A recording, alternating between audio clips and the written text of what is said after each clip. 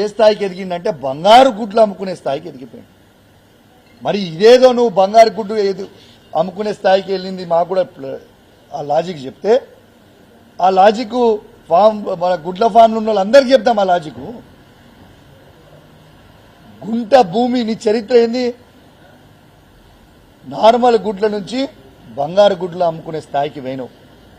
నీకొక గుంట భూమి లేకుండే పేదోళ్ళ రక్తం దాగి ఇలా రంగారెడ్డి జిల్లా చుట్టుపక్కల ఇలా 800 ఎకరాలు కొన్నావు. అది నువ్వు చేసిన చరిత్ర. గట్టిగా వర్షం పడితే నీ ఇంట్లోకి నీళ్లు వస్తుండే, కానీ ఇలా 5 ఎకరాల దొరగట్టినట్టు గడిగట్టినవు. ఇవి వాస్తవాలు కాదా? నేను చెప్పింది వాస్తవం కాదా? కేసీఆర్ గారు అన్నం పెడితే కేసీఆర్ గారిని మోసం చేసినావు.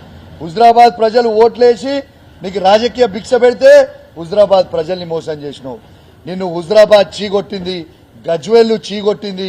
రేపు మల్కాజిరి ప్రజలు కూడా చీగొట్టడానికి రెడీ ఉంటే కొత్త నాటకం చేసి మళ్ళా హుజరాబాద్కి వస్తా అని చెప్పి అబద్దాలు చెప్పి మోసం చేస్తా ఉన్నావు ప్రజల్ని. నువ్వు చేసింది ఏముంది హుజరాబాద్కి? నువ్వు చేసిందేంది? నువ్వు బీసీ ముసుగులో ఉన్న దొరవి, బీసీ ముసుగులో ఉన్న దొరవి. నువ్వు కేసీఆర్ని విమర్శించే స్థాయి నీది కాదు. మళ్ళీ ఏం మాట్లాడుతుండ దాంట్లో? నేను బీసీలకి ఇది చేసిన, బీసీలకి భవన్ చేసిన. నువ్వు భవన్లు నువ్వెట్లా కడతావో నాకు అర్థం కాదు. ముఖ్యమంత్రి కేసీఆర్ అయితే కేసీఆర్ భవనాలు కడతారు తప్పితే నువ్వేడా భవనం కడతావు?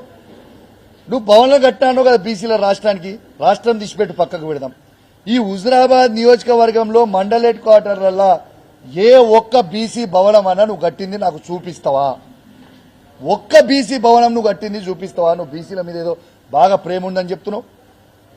ఒక్క బీసీ భవన్ హుజరాబాద్ నియోజకవర్గంలో హెడ్ క్వార్టర్లో ముదిరాజ్ బిడ్డలకైనా, యాదవ బిడ్డలకైనా, కురుమల బిడ్డలకైనా, గౌడ బిడ్డకైనా, పద్మశాలి బిడ్డలకైనా, ఎనీ బీసీ కమ్యూనిటీ రజక బిడ్డలకైనా ఒక్క కమ్యూనిటీ హాల్ నువ్వు హుజరాబాద్ హెడ్ క్వార్టర్లో కట్టించింది చూపిస్తావా? హుజరాబాద్ లో కట్టుడు శాతగాలే కానీ రాష్ట్రంలో కట్టినాడు. అరే వా, సిగ్గు లేకుండా మందికి పుట్టిన బిడ్డలు నాకు పుట్టిరని చెప్పుకుంటున్నట్టు ఈటల రాజేందర్ గారి వ్యవహారం అట్లా ఉంది. బాజాప్తు బీసీలకి ఆత్మ గౌరవానికి ఎవ్వరు ఊహించుకోని విధంగా ప్రతి కులానికి కేసీఆర్ గారే కట్టించారు బీసీలకి. గుర్తుపెట్టుకోండి, ఇది వాస్తవం. దిస్ ఈజ్ వాస్తవం. ఇలా ఈటల రాజేందర్ గారు ఏదో నేను బీసీ నాయకుడు అని చెప్తుండు. ఈటల రాజేందర్ గారు మీ సొంత అబ్బాయికి నాకు చెప్పడం ఇష్టం లేదు, కానీ ప్రజలు అనుకుంటున్న విషయం నీకు చెప్తా ఉన్నా. నీ కుటుంబ సభ్యులను ఏదో అనాలి, ఏదో దూషించాలని నా ఉద్దేశం కాదు.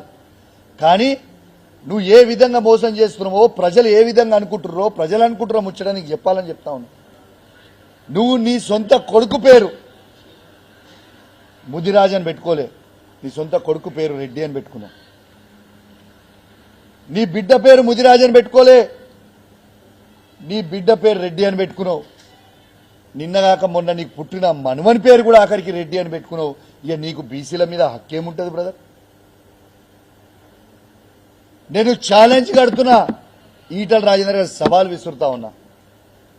కమలాపూర్ పట్టణం నుంచి ఆయన ముదిరాజు సోదరులు ఆయన ముదిరాజు చుట్టాలని ఇంటికి పిలిచి నువ్వు ఏనాడైనా నీ డైనింగ్ టేబుల్ మీద కూర్చోబెట్టి ఒక్కరోజన్నా భోజనం పెట్టినవా చెప్పు?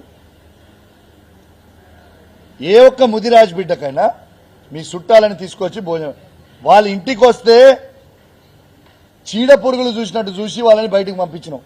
ఇది వాస్తవం కాదా? లేదో నేను హుజరాబాద్లో బాగా చేస్తా, బాగా పోతా అని మాట్లాడుతున్నావు. నువ్వు చేసింది ఏంటిది? నువ్వు పోయేది ఏంటిది? ఇక మధ్యలో మాట్లాడుతుండు బండి సంజయ్ కౌశిక్ రెడ్డి కలిసి తిరిగిర్రు, నా మీద కుట్ర చేస్తురు. అరే పిచ్చోడా ఈటల రాజేందర్, బండి సంజయ్ ట్రాప్లో నువ్వు పడ్డావు. బండి సంజయ్ ట్రాప్లో కౌశిక్ రెడ్డి పడడరా బాబు, గుర్తుపెట్టుకో. బండి సంజయ్ ట్రాప్లో నువ్వు పడి ఆగమాగమవుతున్నావు నువ్వు, నేను కాదు. అభివృద్ధి కార్యక్రమానికి నా నియోజకవర్గంలో ఎవరు వచ్చినా, బండి సంజయ్ వచ్చినా, రేవంత్ రెడ్డి వచ్చినా, శ్రీధర్ బాబు గారు వచ్చినా, పొన్నం ప్రభాకర్ గారు వచ్చినా, ఎవరు వచ్చినా నా నియోజకవర్గానికి ఖచ్చితంగా బాధ్యత కలిగా శాసనసభ్యంగా బరాబర్ పోతా నేను అభివృద్ధికి. ప్రజలు ఎన్నుకుర్రీరా. నువ్వు ఏంటిదో మాట్లాడి నీ కడుపులో విషయం పెట్టుకొని నువ్వు మాట్లాడుతూ ఊకోం. మరి పక్కనున్న మానకొండూరులో కూడా కవంపల్లి సత్యనారాయణరావు గారు బండి సంజయ్ గారు తిరిగిరు. మరి చొప్పదండిలో కూడా మేడిపల్లి సత్యం బండి సంజయ్ గారు తిరిగిరు. ఇది రాజకీయం కాదు, అభివృద్ధి కార్యక్రమం కోసం తిరిగిన. అంటే వాళ్ళు కూడా బీజేపీలోకి పోతారన్నట. మరి నువ్వు నాకు చెప్పు, ఇంత పెద్ద మాటలు మాట్లాడినావు. మరి ఒక 2 days బ్యాక్ ఇగో ఇది చూడు, ఈటల్ రాజేందర్ గారు బట్టి విక్రమార్కతో కలిసి ఓ ప్రోగ్రామ్ అటెండ్ అయ్యిండు. బట్టి విక్రమార్క కార్లో వేరు. మరి నువ్వు కాంగ్రెస్ పార్టీలో పోతున్నావా? మరి అంటే నువ్వు చేస్తున్నావు సంసారం, ఎదుటోడు చేస్తే వ్యభిచారమా?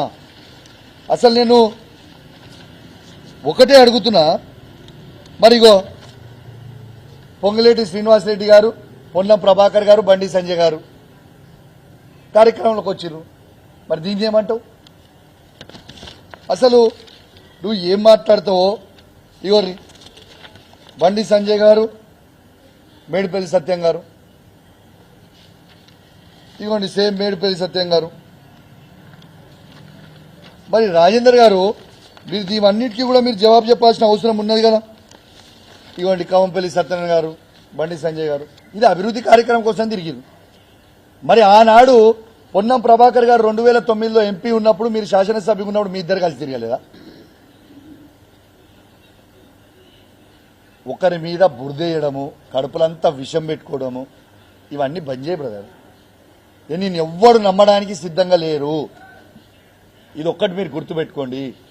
నిన్ను ఆల్రెడీ హుజరాబాద్ ప్రజలు చీగొట్టి పంపించిండ్రు, గజ్వేల్ ప్రజలు చీగొట్టి పంపించిండ్రు, మల్కాజిరి ప్రజలు చీగొట్టడానికి సిద్ధంగా ఉన్నారు. మళ్ళీ ఒక కొత్త డ్రామా చేసి పంపుతాం.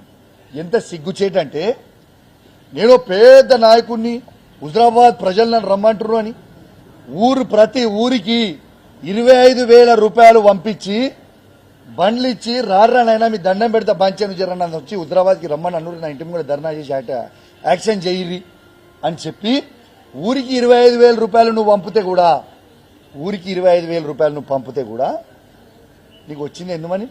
పట్టుమని 200 మంది కూడా లేరా. ఆ 200 మందికి ఇక్కడ కూర్చున్నంత మంది కూడా లేరు. దానికి టేబుల్ మీద ఎక్కి మాట్లాడతాను. ఊరిని పట్టుమని 200 మంది లేరు. నేను ఎవడు కోరుకుంటుండు, ఎవడు రావాలని కోరుకుంటుండు? నువ్వు చేసింది ఏంటిది? నువ్వు ఉన్నదేంటిది? ఈ యాక్టింగ్లు, డ్రామాలు బంద్ చేయి. నువ్వు హుజరాబాద్ శనివి అని నిన్ను విడిచిపెట్టుకున్నారు. నిన్ను హుజరాబాద్ ప్రజలు ఎన్నడో మర్చిపోయారు. నువ్వు కొత్త నాటకాలు చేస్తే ఈ ఓన్ వినడానికి లేదు. అచ్చా, ఇంకొక ఇంపార్టెంట్ విషయం, బట్టి విక్రమార్క ఫోటో. ఇంకోటి ఇంపార్టెంట్ విషయం ఏంటంటే, ఇప్పుడు ఈ